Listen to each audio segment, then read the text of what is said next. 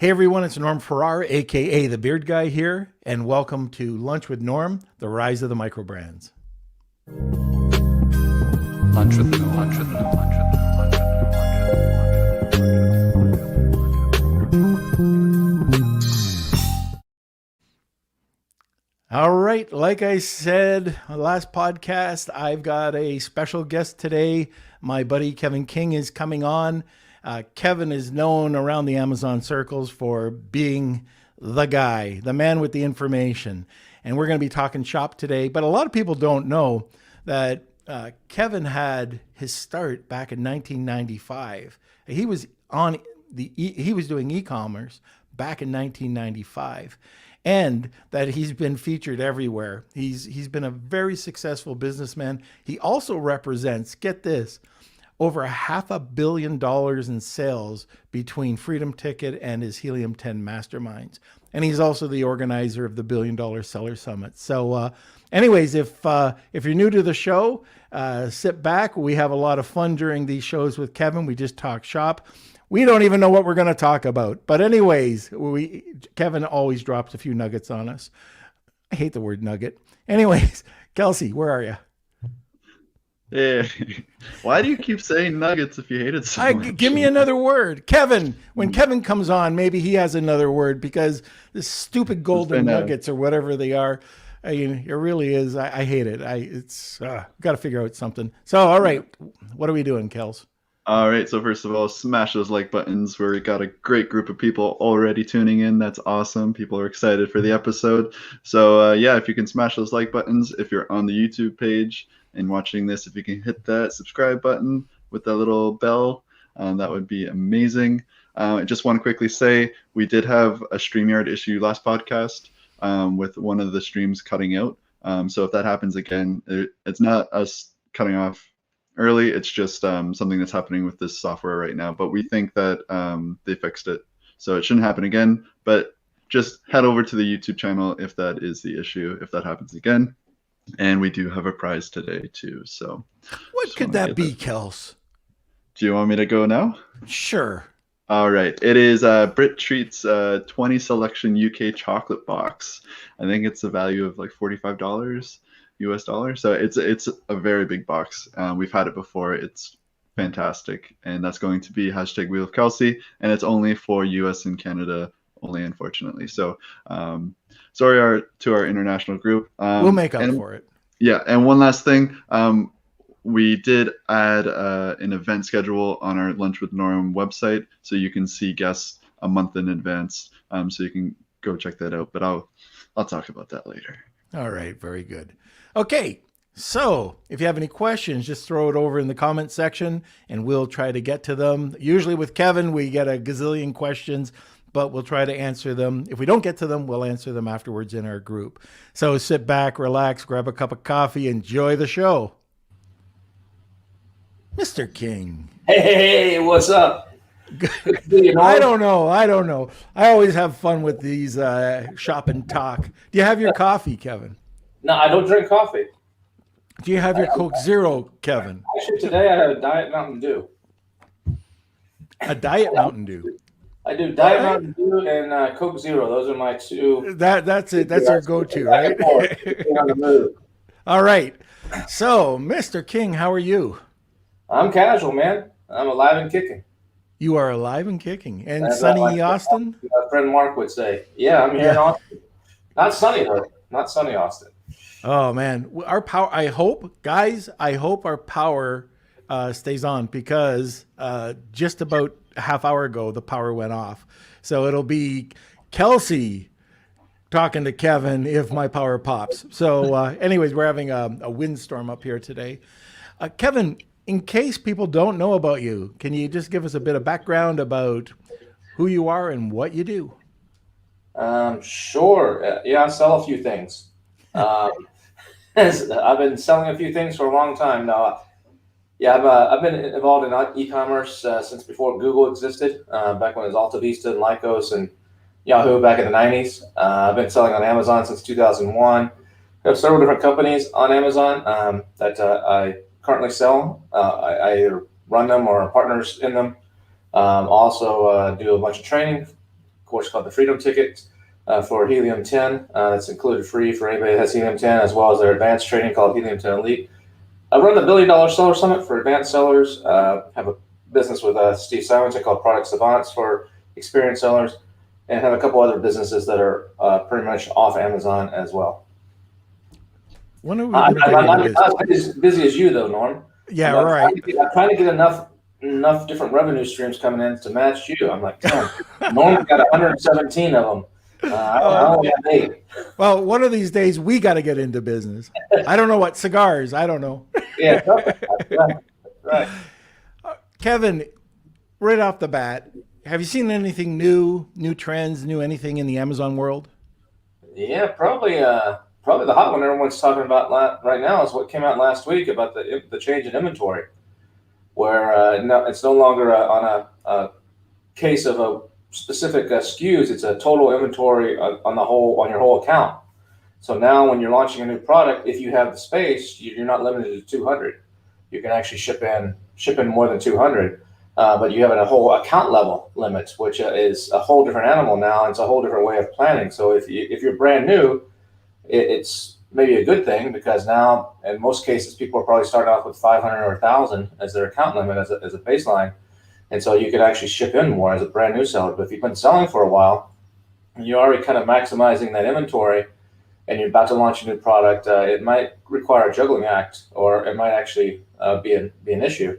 So I think that's the hot thing right now. And I know from our point of view, about 3 or 4 weeks ago, Amazon actually, we have the dangerous goods on one of my accounts is authorized for hazmat. So the way Amazon stores their hazmat, their dangerous goods, is there's special warehouses. So they don't put them in every warehouse. There's certain ones that they store them in. And when we first started last year on that, we were, I forget what we had, 300 or 500 cubic, can't remember, I think it's cubic feet of space. Can't remember if it's cubic meters or cubic feet, but 500 of allotted space, not units, but actual, depends on how big they are. And then we got that raised to over 3,000 so that we can ship in more stuff. And about 3 weeks ago, we got a notice. This is before the 1,000 thing that Amazon just changed. We got notice that, hey, we're reducing effective immediately your hazardous goods storage from 3,000 to 272. And currently you have close to 2,000. You're utilizing close to 2,000 in our warehouse. You have until end of May to get that out, or we're charging you what would be the equivalent of about $60,000 in storage fees, or we will get rid of it ourselves.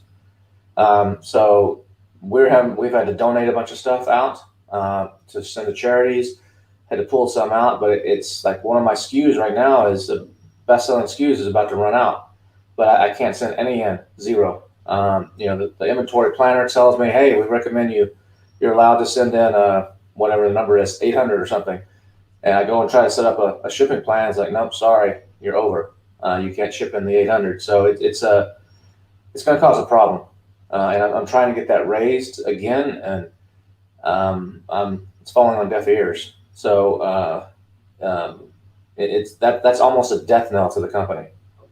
Just that right now, because to switch it to FBM, which we can do and we're set up for, but the cost difference is just ridiculous. Right. So it's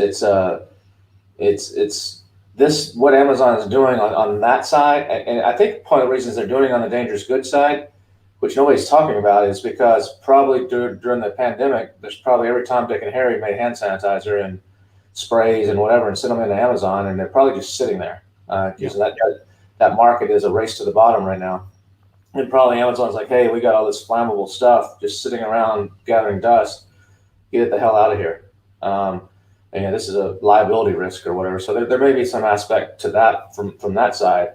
But all these inventory changes it changes a lot of things for a lot of people. Now, why would they change?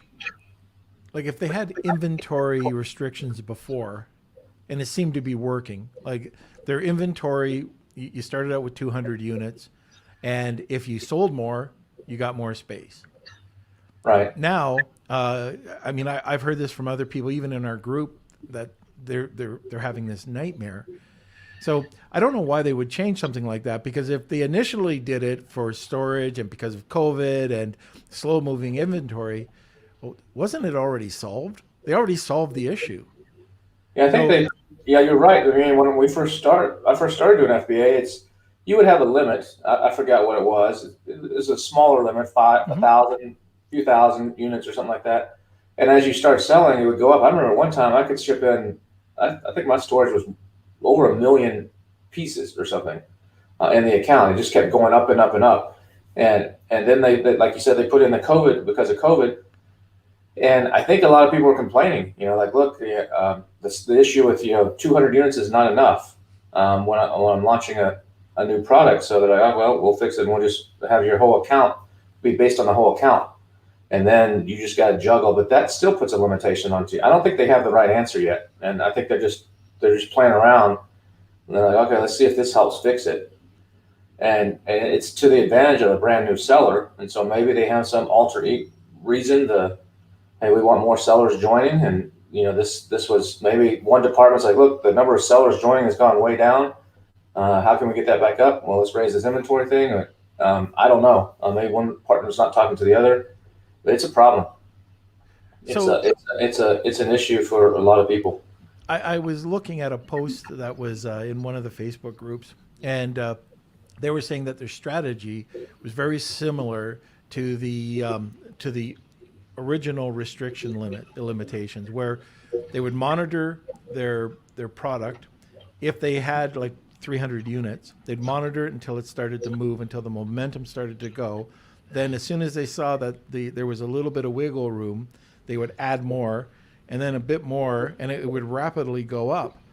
But I'm not sure if that worked. Like, this is one post that I saw, and I don't have enough experience I don't think anybody really does right now to see what effect it has. It would make But sense. Yeah, it would make sense for it to go up, like you're saying. yeah, If you start selling more, I would think, but it's only been a week, so I guess we don't know exactly how this is going to work yet. what scares the hell out of me is you know how we've got that honeymoon stage. We wine and dine with Amazon, right? And then let's say that you have a really great week. Let's say that it's a seasonal product. What happens when your sales drop and are you going to get an email that says you have to, get rid of 25% of this inventory, or we're going to charge you these crazy fees? Yeah, I don't know. It's a problem for seasonal stuff. It's a problem. And I don't know if they have the answers or if they've already thought it out. But yeah, But I hope that they raise it. As they start seeing you sell. But the thing is, Amazon has all their algorithms. You know how when you go into your Seller Central, it has all these. We recommend you ship in this many units, or we recommend. But they have no clue what you're doing on your side. They have no clue that, I'm getting ready to run a search find buy, or I'm getting ready to do a big promotion, or I'm getting ready to do a Facebook campaign, or whatever. They have no idea. And so all those kinds of things you're not able to factor that in because it's based on what they think and what their algorithm says. And their algorithm on shipping inventory and projections is, in my experience, has been absolutely ridiculously wrong on almost every level. Right. I don't trust it. I completely ignore it in there. Other than when I'm forced to, when it says you can ship in 200, okay, I'll ship in 200. But other than that, I've never found it to be useful at all their little planning tools and stuff, because they have no clue what I'm doing on my side. Or just even a keyword change, even on, one of my companies, the one with the hazardous goods, they've locked all the titles. And one of the things I just recently did is a version of Bradley Sutton's Maldives strategy, where I actually went in and I took the brand analytics. I typed in some terms in the brand analytics, and it spit back out all the 20, 30 different related terms. And I took those and I manually did a search using the Chrome browser on Amazon for each one of those keywords. Brings up 60 or whatever results on the page. And then I used the X-ray tool and hit this is one of your little ninja tips actually here. Hit the X-ray tool, and on the X-ray tool there's some new advanced filters, and one of those advanced filters is title. So I would take that brand analytics keyword in phrase order, paste it in the title filter, and hit the phrase order, make sure it's in phrase order, and then hit apply. And what it does is it filters the X-ray results down from the 60 or whatever down to how many have that exact phrase and that exact phrase order in the title, not just those keywords in the title, but an exact phrase order. And on some of them, it's 57 out of 60. But on some of them, it's 1 or 0 or 2. And so then what I did is I was like, one of the tricks with the Maldives technique is those are typically either up-and-coming keywords or they're lower competition keywords. But if you can get that at the first of your title in phrase order, your chances of moving up in the rankings is pretty significant once you get a few sales on it. So on one of these keywords, there was a new keyword that popped up into people are using one of my products as party favors now, and that keyword has a SFR like, I don't know, 30,000, 20,000 or something, like 20, 30,000, somewhere in there, which is a decent amount of volume. But nobody had it. 0 people had it in the title, 0 in phrase order. So I was on page 3. So I actually put it, I found it by X-rays, seeing that nobody had it in the title in phrase order, readjusted my title, and then got a couple sales on it. And now it's on page 1 versus before I wasn't. But then I tried to do it on a couple other products, but the titles are locked. And I can't, freaking Amazon, you can't, it's difficult to get them unlocked. Amazon's gone in and locked them. And so I'm having to use a company that does it. It's a white hat company, but they offer a service where they will get those unlocked for you. They just, basically you give them access to your accounts and they write on your behalf and they know the exact words to say and exact whatever to say, and they get it unlocked supposedly. So I'm testing them out right now. But I'll do that for the other products. And so but Amazon doesn't know that. This ties into that little hack there, ties into the projections, because now maybe that product that was selling a couple a day or whatever on page 3 now is going to sell 10 or 12 a day. I need to get ahead of it. I need to send in more stock, but Amazon's algorithm is still looking at the past and making these projections, and it takes it 2 to 4 weeks before it kind of catches up. So it's a problem. And I don't have an answer right now. Right. Well, you're on next month. That's right. Well, There we go. That's interesting that you were talking, because one of the questions I was going to talk to you about today was brand analytics, because last night I was on a call with a group of people, and we had one of our members talk about brand analytics, kind of went through it all for anybody who didn't or wasn't using the module. So that was the question, whether you use brand analytics to do any of your keyword research, or do you do other types of keyword research? Brand analytics is the main thing I use. I mean, for product savants, when I'm looking for product opportunities for product savants, I start with brand analytics. I don't, the Helium-10 black box, and there's some other tools out there, going to Etsy and poking around. Those are all great, and everybody should try different things. But look at your own PPC if you've been running for a while, see some stuff there. But there's lots of ways to find product ideas. But where I start is brand analytics, and actually it's a manual process. So I download the entire brand analytics report, so 1+ million, whatever it is, lines, and bring that into an Excel, Microsoft Excel. I do it offline. I don't use Google Docs for that. I mean, you could, but I bring in a Microsoft Excel, and then I run some filters on it. And one of the filters that I run is I look at the conversions. You have the click percentages and the conversion percentages. So I look for, the first thing I do is I delete. I literally just delete anything that has a 0 conversion percentage in the most clicked item. So that basically means, if something has a 17% click share and a 0% conversion share, that's manipulation. That's someone running bots. That's someone doing add to carts. That's something fishy going on with that. And not every case, it could be just an error in the system or something, but probably 95% of the time, that's something fishy. I delete all those, all the way down. And then I go through and I look at anything. I add another column in the results on my spreadsheet, and I add up the conversion share for the top three. They give you the top three. So what are the conversion shares? So if number one is 17%, number two is 20%, number three is 10%. Those added up is 47%. So that means the top three ASINs have 47% of the conversion share. That means everybody else they own half of that market on that keyword. So everybody else eats dust. Everybody else has 53%. Now, if that's a very big keyword, if it's an SFR 2000 or 5000 or something, that other 53% might be a lot. And so I don't initially eliminate those. I don't want to give away the exact formula that I do, but Yeah. But let's say it's if that SFR is below, I'm just making up a number here, 200,000, and something has, those three have over 50%.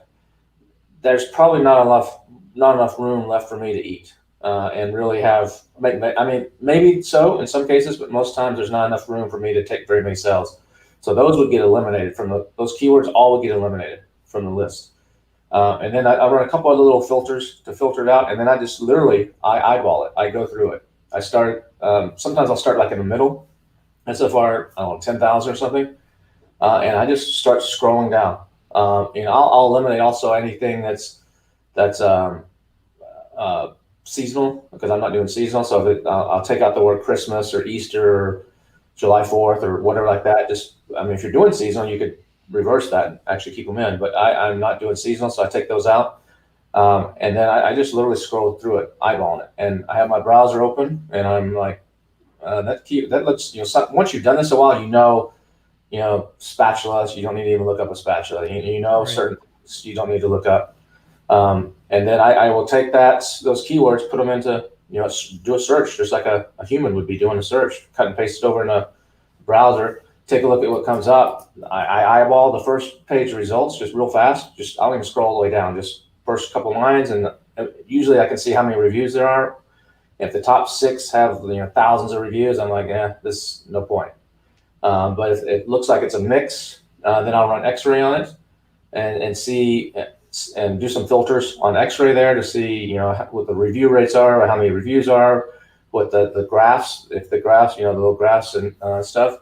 And then I'll take a look, and like that product looks good. Then you can take that keyword, see how many other brand analytics keywords are associated with it. If there's a decent number, and you can get 2 or 3 or 4 of those that all meet this criteria, you have a very good potential product that you could, if you act quickly, and you can source it for a good price, that you could actually do well. Someone asked me, can you write an SOP on this so that someone else could do it? I could, but to a certain degree, but some of this is my intuition and my experience. Right. That's what I was just going to say. It's kind of a gut thing, isn't it? Yeah. And so, I could automate part of this process, and we're trying to do that. But some of it is it's gut. It's like a scientist trying to find a cure to a disease or something. Everybody has a do this, and there's the science that backs it up. But then there's also a little bit of gut instinct that when I'm scrolling through this list of keywords, I'm sure I skip over something. I probably see a keyword and like, nah. But I should have looked at it, but I don't. And so that's one of the ways I do it. And then once you see that, you take a look at what the top 3 are, and you get an idea of what people are looking for when they're searching for that keyword. Because on the page results, there might be, on some things, there's different types of products. And like a example I always give is like spy camera or mini spy camera. A mini spy camera comes up, and you see the ones that are little squares that you can hide like in a bookshelf or hide somewhere where no one will see it. Then there's other ones that are mini spy cameras that actually mount on your, by your garage or something. Those are 2 different products for the same keyword. And so you have to look at the buyer intent what are they actually looking for when they type in, what most people are looking for when they type in mini spy camera. Is it the one that sits up on the garage, or is it the one they can hide so they can spy on the wife or the nanny or whoever? And you can tell that based on the top 3 conversions. That's what most people are looking for. And so then you have to filter it down by that as well. Yeah. So if anybody's thinking about using brand analytics and it's just a quick, it's just going to be the gold path, it's not the case. I mean, you have to do homework. And, I look at what you're doing. Everybody, Kevin does this, Kevin does that. But you do your work. You do your research. That's why you're successful. You know what you're getting into before you get into it. And some of those, when I sometimes I find opportunities, like Product Savant's a good example, that I can do. I'm like, man, if I just take this product and do this twist or do this packaging on it or do this marketing on it, I think I could do this. But it's hard to actually sell that to somebody else that you don't know if they have that skill set. Yeah. So some products get eliminated. Or in some cases on Product Savant, Steve and I will actually make a little video like, look, this is what we're thinking. When you look at the hard data of this product, you may be like, no way, it's too competitive. But we're like, look at these two holes right here. And if you do this, this, and this, you could, it's back on my bully sticks example I've given several times. You could do well. So the product, probably the most important thing that you can do in your business as an Amazon seller is product selection sourcing. And that's where people obviously, I see Facebook people all the time say, hey, anybody know who can, a VA can help me with my sourcing and help me with my product research. And that's the one thing that me personally, I would never job out. You could job out some of the grunt work of that, but that's just so important. Or you got to have a good person on your team that's really good at that, because that's a make or break for a lot of people. So before we get to the questions, I've got another. I don't know if it's going to be quick or not, but it depends on your answer. Do you use the Amazon attribution program at all? I've used it some, yeah, but I haven't. I've used it some for like some outside traffic, but I have not. I don't drive a lot of outside traffic right now, so I have not beat it up and from every angle. But I have used it, and sometimes I don't like drive. You have to drive to the storefront on that, and I've found that sometimes the conversions go down by driving to the storefront because there's too many choices there. So I've tended to not use it sometimes because I want to drive straight to the ASIN. Have you ever tried driving the traffic, not to the storefront homepage? Let's say you have multiple products, but you have 3 layers, and you go to the second or third layer where it's the product page, where you can have this kind of website looking, no longer just on a white background. There's nobody, no competition. It's just your product. Have you tried that? You're talking about like the search results ones, or you're talking about the going back? Yeah, you have to. Yeah, you can do that. Where you set it up. You have to set up your store with those tiers. Right. Yeah, I have not driven it straight in and set up those tiers like that. I mean, because usually I have each product doesn't have its own page in there. It has there's it's a line of products. It's dog bowls, dog leashes, dog collars, whatever. But so then I have to create more nesting and actually have an individual page for that product. I have not done that, but that would be sounds like that would be a way around that. Yeah, it could be pretty cool because you could add video, you could add. I mean, it would just pop, rather than just being on a white. That's a good idea. That's a good idea. Coming from you. All right, so let's get into some questions. Sure. All right. So from Manny, he says, "Hello, Kevin. We talked 2 months ago. I am at the store that stored her products in her bedroom. I'm in the second week and selling 4 to 8 units a day, but I convert only on ASINs, not keywords. Why is that? Any ideas?" So if you're you're converting on ASINs, I'm assuming you're looking at your search term report, and that would be because you're probably running an automatic campaign, and those are coming out of that. So that means people are typing. They may be typing a keyword that's relevant to your product, and they're seeing they're first clicking on some of their ASIN, and then your ad is showing up down there in the sponsored products area, and they're ending up clicking on you and buying. So that means that those sales are not coming from search results; they're coming from people seeing your product on that ASIN's page. I didn't know Kevin was on today. Hey, how are you doing? Hi, Kevin. How are you? Hi. Good. Good to see you. Just like photobombing everybody here. It's coffee time, Kevin. Most important time of the day. Of course. So that would be why that is, Manny. That's what you're seeing there, and that's not necessarily a bad thing. I mean, you're going to get some keyword juice for each of those, whatever keyword someone typed in to find that other product, and then they go through and they actually buy yours. The keyword still follows in the chain, so you still get a little bit of love on that keyword. It's not as much as if they found it straight off the search, but it's still helping you in the long term. Okay, great. Let's see.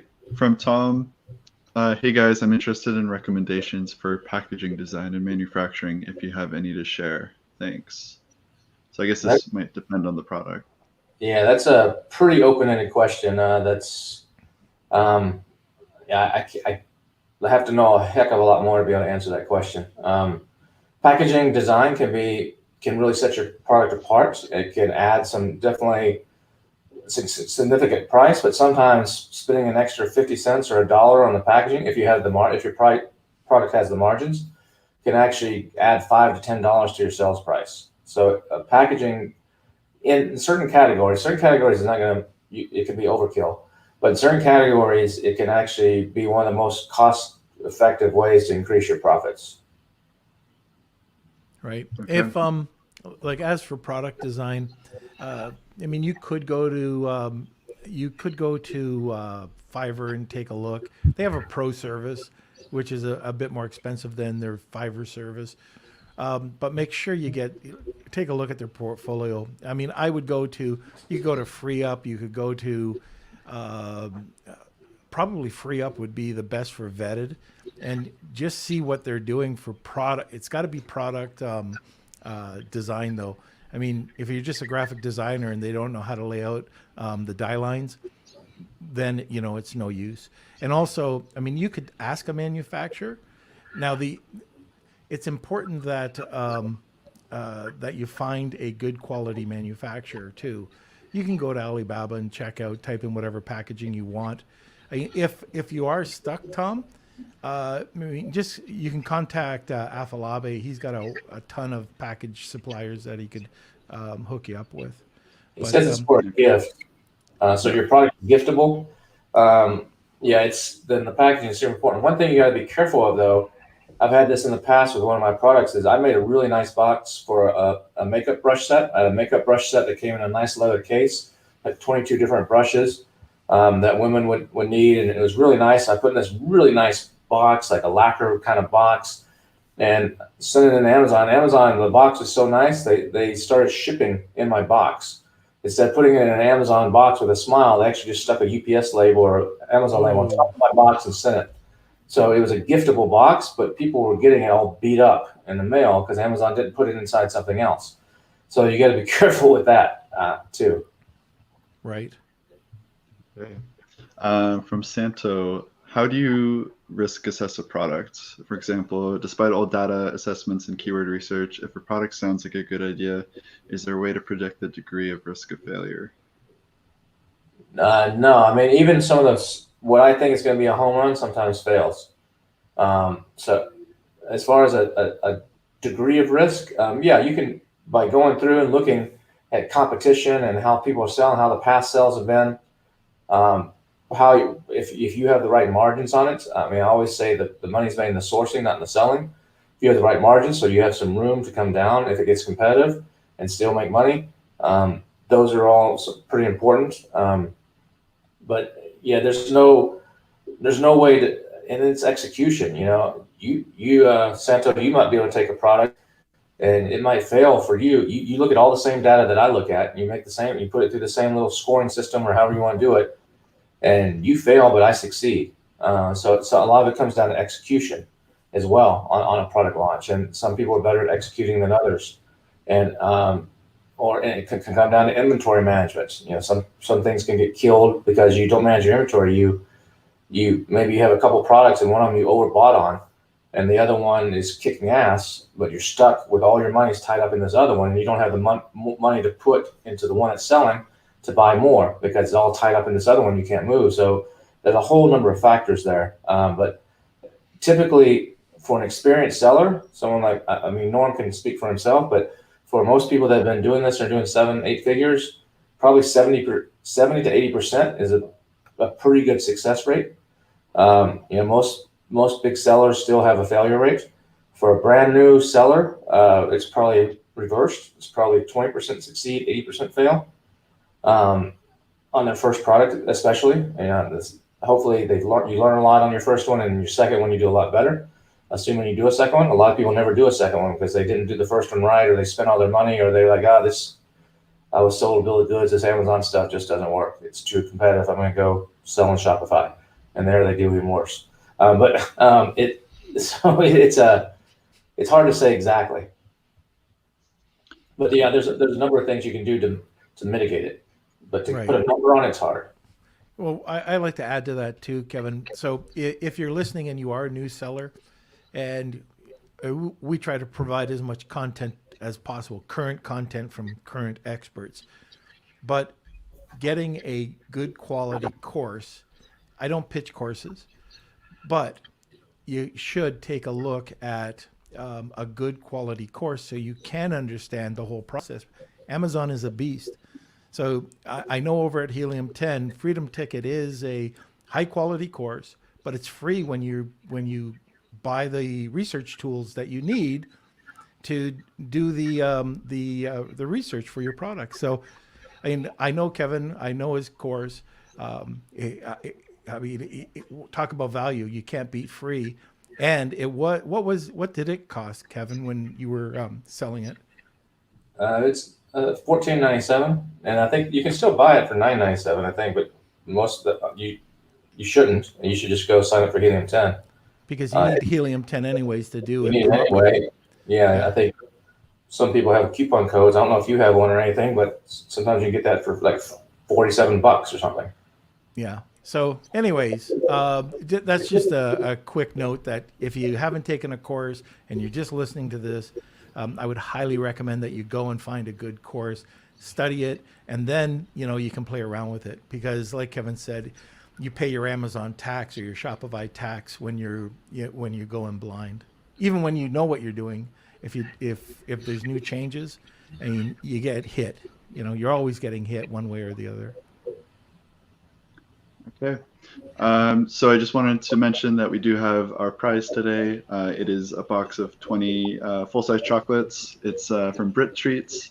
I'll put the link in the description. All you have to do is comment Wheel of Kelsey, and you'll be entered for that. Fortunately, it is U.S. Canada only. So sorry to our international. Yes. Well, Kevin, have you ever tried Brit Treats? I don't think so. No. Okay, Kelsey. Send a box over to Kevin. He's got to try this. Okay. They're awesome. I gained a few pounds eating them. Awesome. And I got to give a shout out to Alan. I mean, he's awesome. He's one of our listeners here. He's part of our group, and he's donating these chocolates. So thank you. Thank you, Alan. All right. And I just want to say for any new listeners, feel free to put any questions in the comment section. Give us a like, share it to friends if you know they're interested in Amazon and e-commerce. And yeah, share the knowledge. But our next question is from Barb. Any plans to start doing China trips again? I'm not planning. I've never done China trips. I've been on a couple. As far as me going to China, I'm not planning on it this year. I have partners in Hong Kong on two of my businesses, Amazon businesses that they're Americans that live in Hong Kong. So I might, later this year, I guess there's a possibility I might head over there. But I'm not planning on doing the Canton Fair or anything this year. Not that it wouldn't be unsafe. I think it'd probably be okay if they end up doing it. But I don't have specific plans. And I think, the people that lead those trips, I know there's a couple of different companies that do it. I'm not sure if they're planning on doing that or not. I don't know. Norm, are you planning on, you and Tim planning on taking a group over there or anything? Tim is planning, but I don't know when, because it's still kind of unstable. I'd love to get back over there. The last time I went over, I didn't go to Canton. I went to Iwu, and I said on one condition, and the company had to buy me a scooter so I could ride around. And they got it so small that it was like a kid's scooter, right? So yeah. I don't know if you ever saw those pictures, but it was hilarious. There's actually, I didn't. I did. Yeah, that's from Elena, right? Yeah. Yeah. There's actually, speaking of eWoo, there's eWoo has really dressed up their website. You know, a lot of people go to Alibaba to source, but if you go to eWoo Go, and eWoo is spelled Y-I-W-U, go.com. They have a pretty good website. And we actually had someone come on the Helium 10 Elite a couple months ago and actually show how to use that website for sourcing. And she showed how to like use all the other people, what other people are looking for to see trends. And there's some pretty cool things you can do on eWoo Go. So if anybody hasn't taken a look at that as a potential idea generation or sourcing for small goods, you know, it's not going to be, eWoo is not for, you know, bigger electronics or bigger stuff, but for small commodity type of stuff, eWoo Go website has really changed since a couple of years ago when I went to eWoo and actually looked at the site. So check that out if anybody hasn't. Very good. Okay, from Tony, Kevin, are you still able to launch a product without Amazon PPC these days? Yeah, one of my products in the calendar space, I've never used PPC on it and probably never will. And it launches really well without PPC. Now you can't do that for every product. There's, you know, this is a very niche product. It's very specific, and I've been doing it for a while, so I know exactly how to do the title, exactly how to do the keywords. So I have an advantage there. But most products you are going to need to do some PPC, but this particular one, it's completely unnecessary. You might say, well, why don't you do it anyway? You could get some extra sales. Amazon actually doesn't allow it, PPC on that product. So it's all off organic, all your like 100%. quality listing. Yeah. Well, I use, so instead of PPC, I have a house list. So let me, so I can actually, you know, one of the reasons for using PPC is to get that association to show Amazon you're relevant for certain keywords. But I have a house list that goes back to 1997, 96 of buyers. You know, it's 13,000 of them. And about 7,000 or 8,000 of those guys I have actually valid emails on. So I'll take a portion of those and I'll actually message them when I first put the product up, saying, "Hey, the stuff is available on Amazon. Go and you know, in the past I would use like 2-step URLs or something like that, but I'll do that, or a search find by. Say, hey, go search for this keyword, you know, and if you do it in the next 24 hours, you know, I'll give you a free I'll give you a free calendar. You know, if you send me your receipt, or something like that." And so that kind of gets the ball going. And then I get a lot of sales off of, like the person asked earlier about that ASIN. I get a lot of sales by getting myself tagged onto other people's pages. Customers who bought this also bought, and it just snowballs. And in fact, this year we're probably going to double the units that we're making on one of these products. And they're super high margin. I mean, with shipping costs, I just got my bit quote today. Last year, my cost was $1.42 landed, and we sell them for $19.95. And the FBA fees and stuff on them is about $5.50. So really good margin there. This year, we print these we make them in Korea, South Korea, and so my guy just sent me the quote this morning. Said, so sorry, Kevin, the price went up this year. Yeah, the cost of shipping has gone up, and cost of paper and stuff has gone up. And I was like, oh Jesus, you know, what's the price going to be? Went up from $1.40. Actually, I think it was $1.40. Yeah, it was $1.42 last year to $1.60. I'm like, oh, I'm out of business. 18 cents on just killed my margins there. Sorry, man. Can't. But you know, but that's why I was saying earlier. If you have the margins money's made in sourcing. If you have the margins, you know, that 18 cents is not going to make a hill of beans of difference on me. If I sell, you know, I'm just making this number up. I don't want to say what we sell, but if I sell 10,000 calendars, then that's an $1,800 difference. So what? You know, on 10,000 calendars would be $200,000 in sales. $1,800 is less than 1%. That's not going to hurt me. Yeah, I'd rather have that money, but it's not going to hurt me. Okay. Okay. From Simon, could you force a title change through your vendor account? Yeah, I tried that, and I tried it also with a flat file, but it's not working. they've got a hard lock on it, I think. Why does that happen? I think in this particular category, it's in the PPE space. I think they actually went in and did it on purpose. And then you go try to change the title, it's some little comment. In order to give the best experience to our customers, we have protected this listing or whatever. And then you try to go through the automated thing to do it, and you just go in circles, and then you try to open up a ticket, and the AI catches any keyword in here and sends you back to the title change page. They don't want you talking to a person. So then you put some gibberish in the what is your problem thing, so the AI can't figure out what the hell you're talking about, so it actually gets you to a person, and you talk to them like, no, we can't do anything.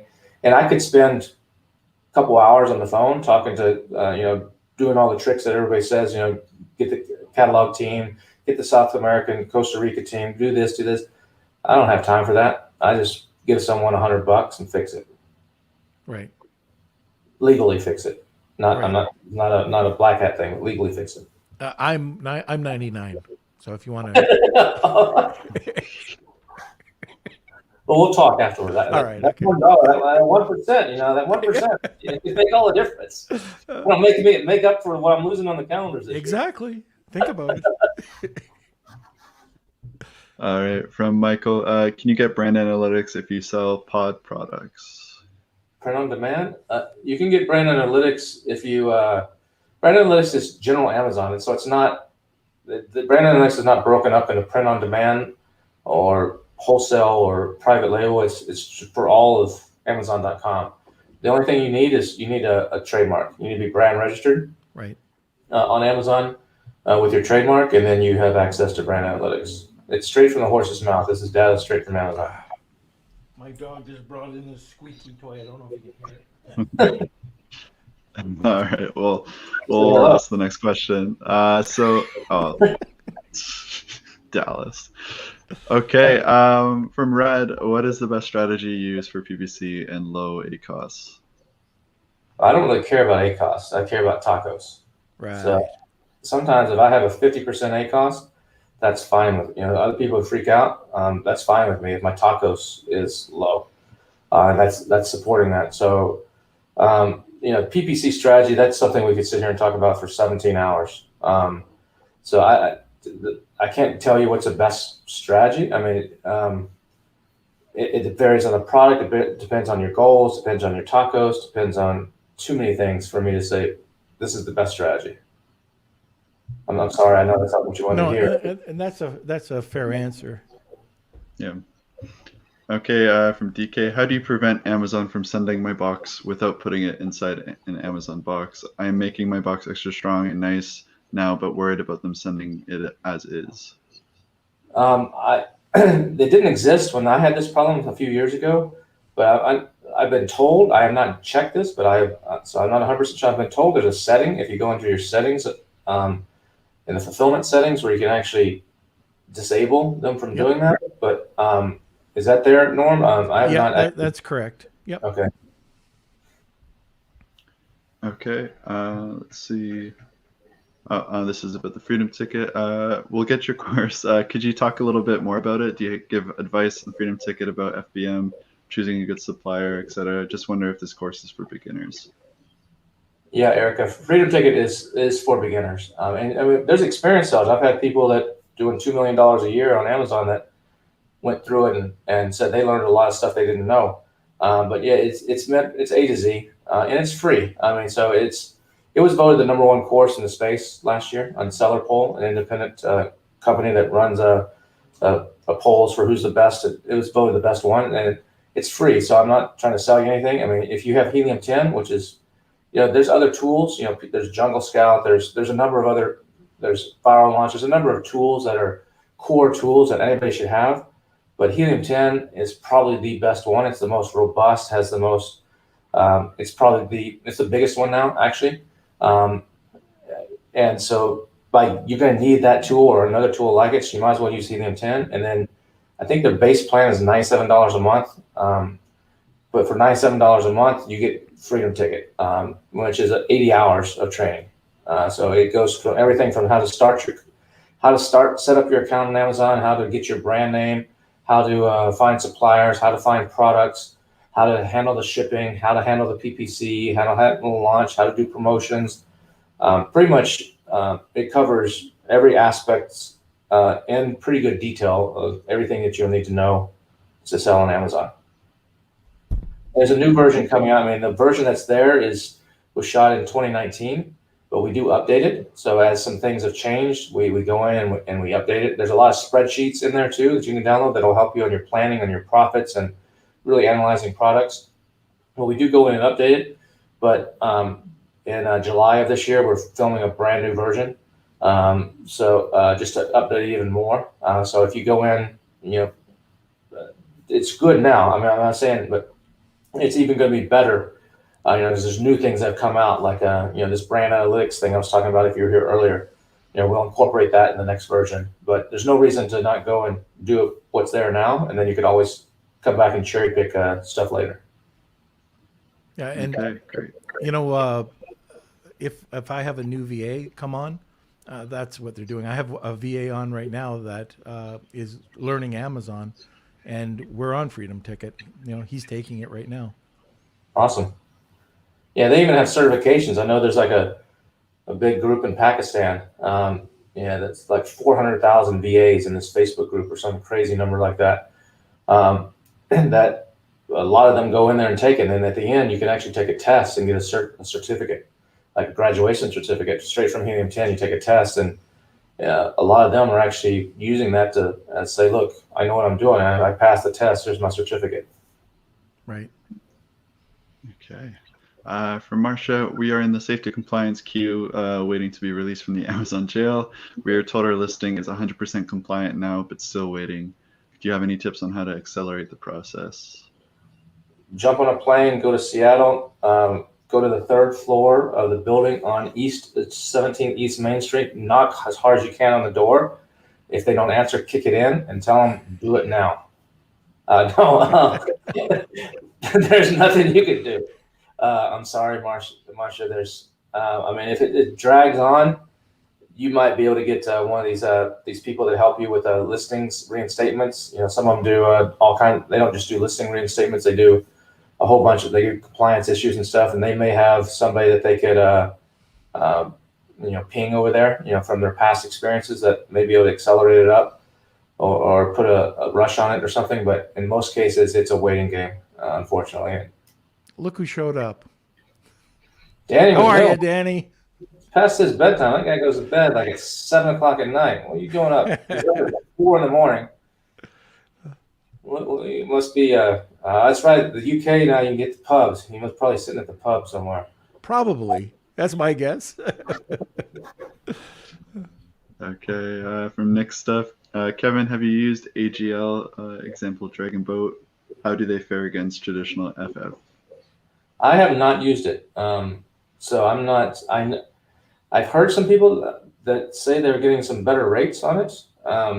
But especially in light of what's happening now with all the freight. I mean, a container from from China to the US and normal times, non-holiday, just normal times is somewhere in the neighborhood of $3 to $4 grand for, depends on the container size plus some fees sometimes, but now those prices are approaching 8 to 10,000 in some cases, and some people think they could go to 20,000.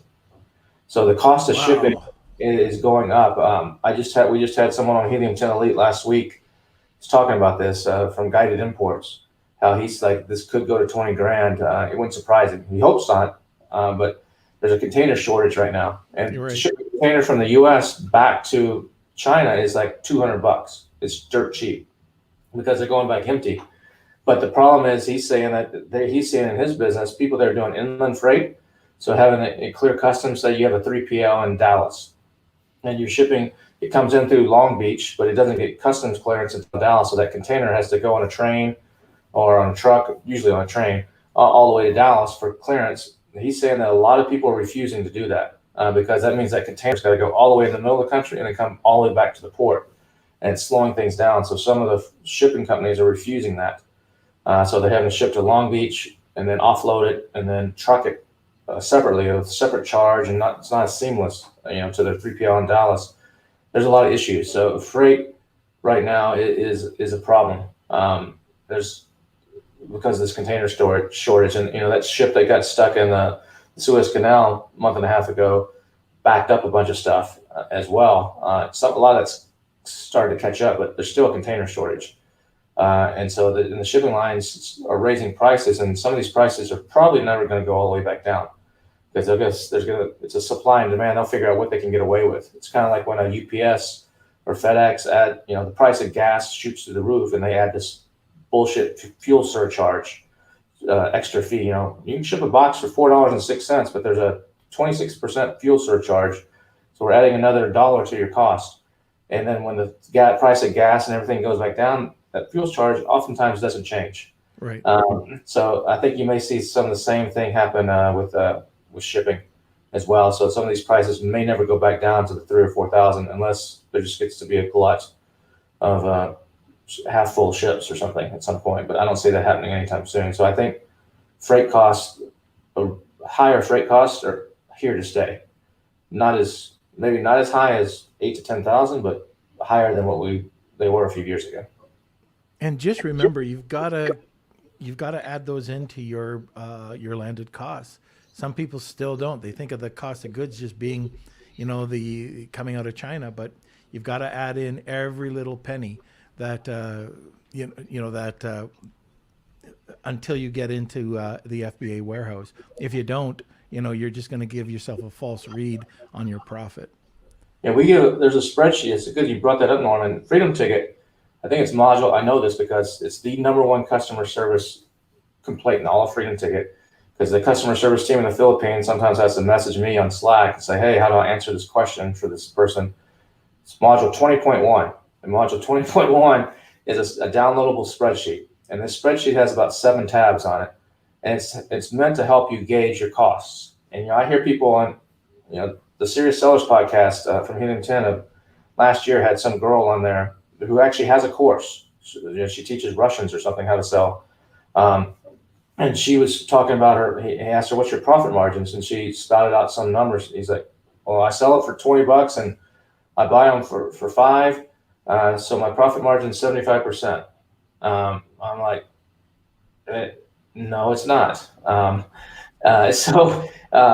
then he questioned her. I said, well, what about your fulfillment costs? Oh yeah, that's like $5. Sorry, my profit margin is 50%. And no, it's not. And so this spreadsheet in Helium 10 will walk you through everything you got to think about. And people, when they, from your logo design to your shipping to the shipping from your 3PL into Amazon, that's a cost too. The UPS charges or however you're shipping it in, all your taxes, your storage fees, your everything that's involved in selling on Amazon is incorporated in the spreadsheet, and it will show you your true profit potential.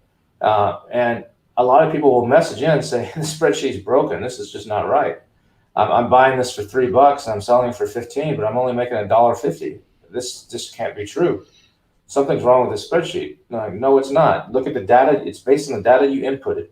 And the data you inputted, you said it's going to cost you $100 for your logo. You said it's going to cost you, this much for your item's big. It's going to cost this much in storage. You're ordering this many, so you're only selling this many, so you're going to have storage costs for 3 months. It calculates all that stuff for you. It's not perfect. It's not an accounting, send this into the IRS type of spreadsheet. It's meant for estimating. So it's not going to be down to the penny, but it'll get you damn pretty close, and it'll give you an idea. And a lot of people, like Norm just said, have no clue, zero clue, including experienced sellers, of what their actual cost is. And what their actual profit is. And there's ways you can shave that here, and it can make big differences. But that's one of the things we do in the Freedom Ticket. Nobody else does that, to my knowledge, in any other course. They'll give you like a basic spreadsheet, enter these 5 things, enter your cost from the factory, enter your shipping price. There's some tools like on the Helium 10, they have the profitability calculator. Amazon has their own, but those are great starts, but that's just napkin math. You got to get into the weeds to really know what you're doing, what you're making. And once you get that established, and you can figure that out, but then you can kind of work backwards and say, oh, I can save a point here, 1% or 1.5% on my banking charges. I can save it over here.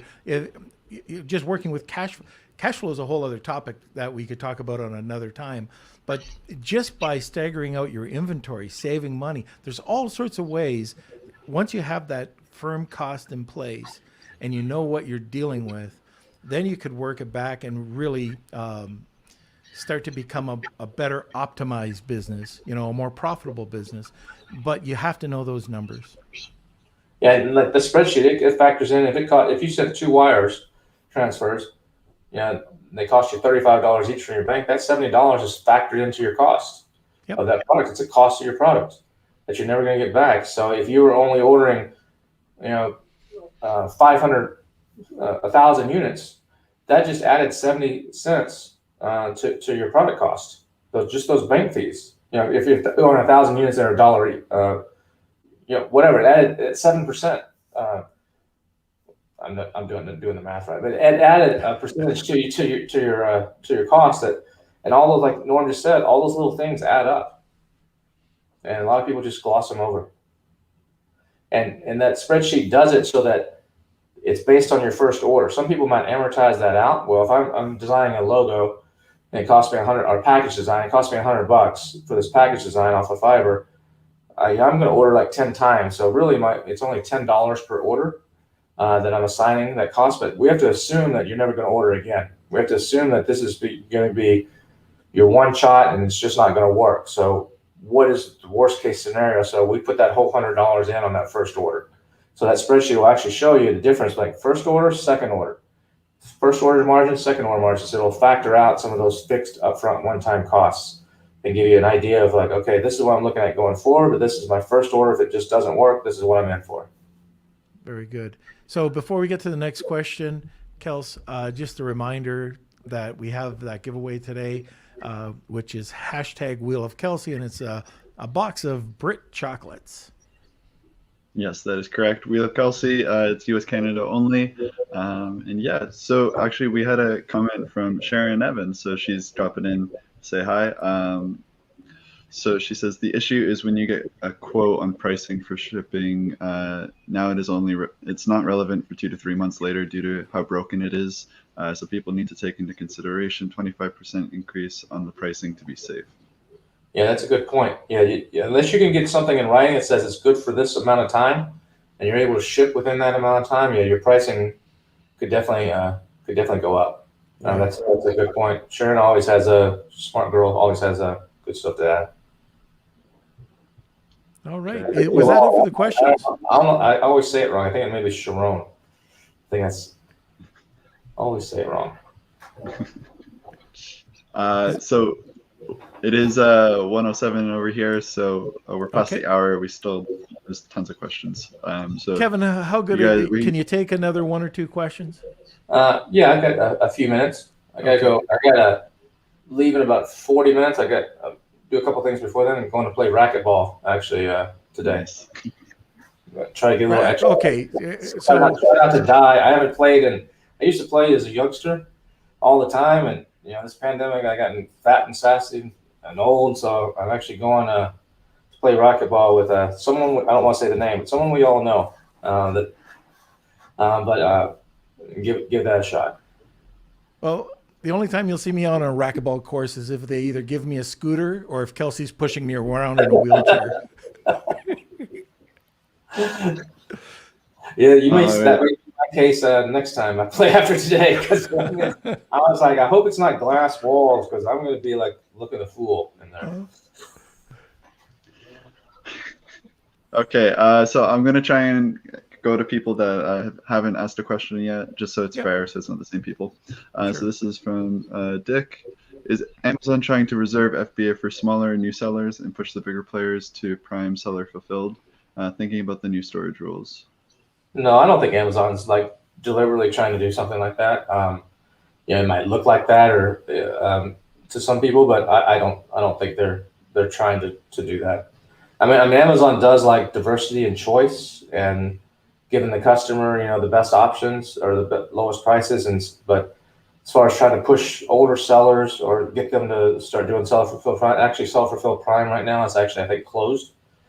They paused it for new people coming into it. So no, I don't think it has anything to do with that. I think it has. I think the biggest issue actually is these courses and these people. Amazon, would they add 50-60% to their storage capacity this year? I mean, they're building a 4 million square foot warehouse here in Austin. They already have a 1.8 million square foot here in Austin. They just leased another 600,000 square feet in one place, another 400,000 square feet in another place. They're just booming at the seams. If you look at the report that just came out yesterday from Amazon, their profits was 100 and something billion with a B for last quarter, and they're saying there really hasn't been a drop off since the pandemic began. And so they're just trying to keep up. And you got all these people sitting in stuff, that took a course somewhere, or these Chinese sellers just sitting in 1,000 and something, and they end up selling 20 of them. And Amazon's stuck with this shit. And yeah, they're charging you storage fees and stuff, but it's still sitting there taking up space and manpower, and they don't want that. They really want you. Well, they want to be a fulfillment center, not a warehouse. And so I think that's their number one goal, is let's get this ship tighter. And they know the numbers. They know that by doing this, they save a penny on every product they sell. But for Amazon, if they save a penny on every product they sell, that could be billions of dollars with a B. So I think it's more about that. Okay. From RDA, what should be my SOP when competitors change my category? It keeps happening to my hero product. It's the highest revenue earner in the category, 200K a month. I'm brand registered, still happens. If it continually happens and you have a history of it and you can prove it, I don't know if you're using like the Helium 10 tool that actually takes snapshots of your listing at different, there's a tool that it's like a Sentinel tool. There's other tools that'll do it too, but Helium 10 has one where it actually will take a snapshot like every day, or I think you set a time frame on it, and it'll take a snapshot and it'll show what category. And if you have some proof that says, look, last week on Wednesday I was in this category, on Thursday I was in this one. I got it changed back. Here on Friday, you can see I'm in the right category. Sunday, I'm back again in the wrong category. You have some sort of chain of proof, or you could do this yourself. If you don't have a tool, you just might have to wait it out for a few more weeks, do it yourself, take screenshots. Open up a case or try to get to the brand gating, the guys that handle brand gating, not brand registry, but brand gating, and say, look, this is a constant problem here. Any way you can gate this product, please? Or you can also try to reach out to the catalog team or the higher level team and say, can you lock this listing? Can you guys go and have them actually change it? Someone in Amazon that has a higher authority than a Seller Central account, that will prevent the Seller Central account from being able to override the higher authority Amazon God account level, because there's levels of access. So I don't know the exact terminology, but if a basic person's a 0, a brand registered person's a 1, a Seller Central account, a first party account is a 2, Amazon's a 3. So when a 2 tries to change it, if a 3 had made the change, it won't let you make the change.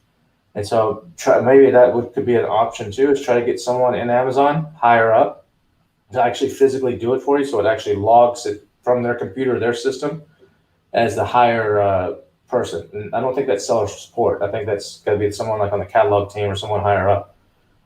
Those are just a few ideas. I don't know, Norm, if you have any recommendations. I don't have a lot. No, I do the same route that you're talking about.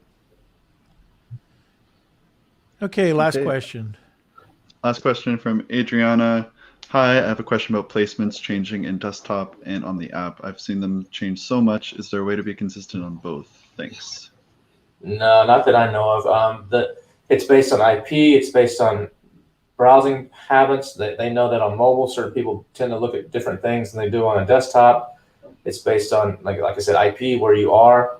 It's based on what you've done on your mobile versus your desktop in the past. Amazon's trying to optimize for whatever they think is going to give them the best chance for a sale, and that's what they do. So as far as you being able to control that, I don't know of a way to do that. Do you know, Norm? No, I don't. Yeah, that's difficult. All right. So I think that's it. Kels, are you agreeing? If you want. If you want. Yeah, I think that's good. It's been an hour and 15 minutes, and we can add some of these questions over to the group. But I think the most important thing right now is getting to the Wheel of Kelsey. Okay, let's do it. Just a second. All right. It's time for the Wheel of Kelsey.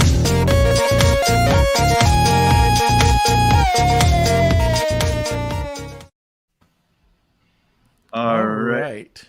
Real Kelsey. So we're giving away our Brit Treat chocolates, pack of UK chocolates, and I'll shuffle up the names. And here we go. 3, 2, 1.